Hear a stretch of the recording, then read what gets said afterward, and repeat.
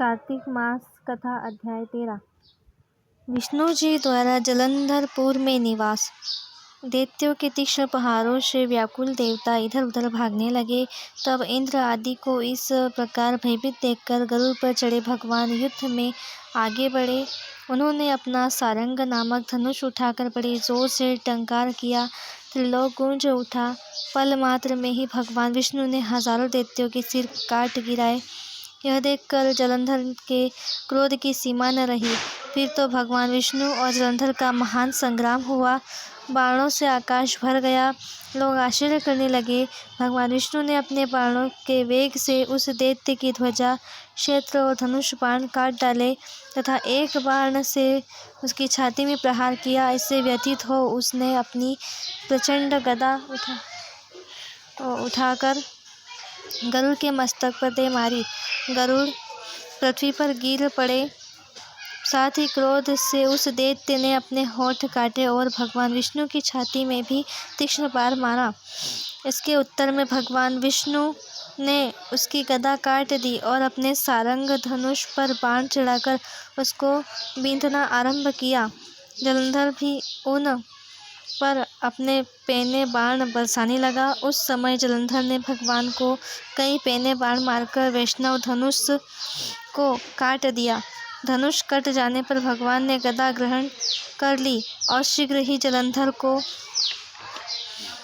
खींच कर मारी, परंतु उस अग्निवत अमोघ गदा की मार से भी वह चलायमान न हुआ और मदोन्मत्त हाथी के समान उसने यानी गदा की मार को फूल की माला ही जाना।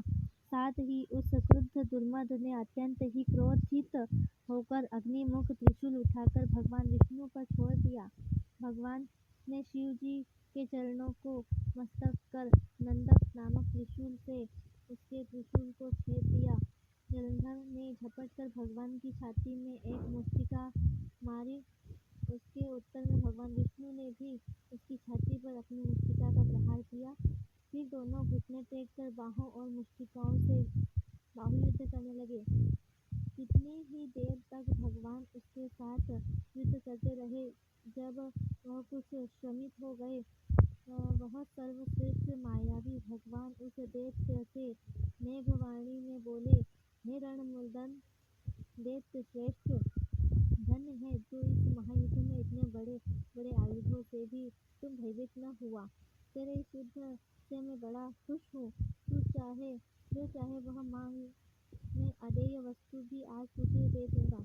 मायावी भगवान विष्णु की ऐसी वाणी सुनकर जलंधर ने कहा, हे भावुक, यदि आप मुझ पर खुश हैं तो यह वर दीजिए कि आप मेरी बहन के साथ तथा अपने सारे कुटुंबियों के साथ सहित मेरे घर पर निवास करें।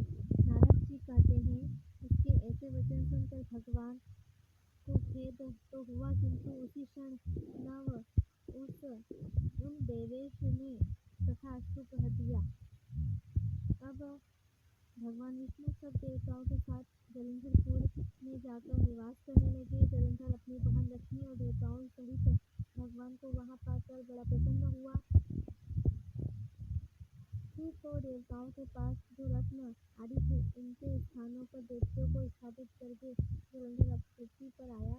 निशुंभ को पाताल में स्थापित कर दिया और देव, दानव, यक्ष, गंधर्व, सर्प, राक्षस, मनुष्य आदि सबको अपना वशवर्ती बनाकर त्रिभुवन पर शासन करने लगा। उसने धर्मानुसार सुपुत्रों के समान प्रजा का पालन किया। उसके धर्म राज्य में सभी सुखी थे। जय श्री कृष्ण।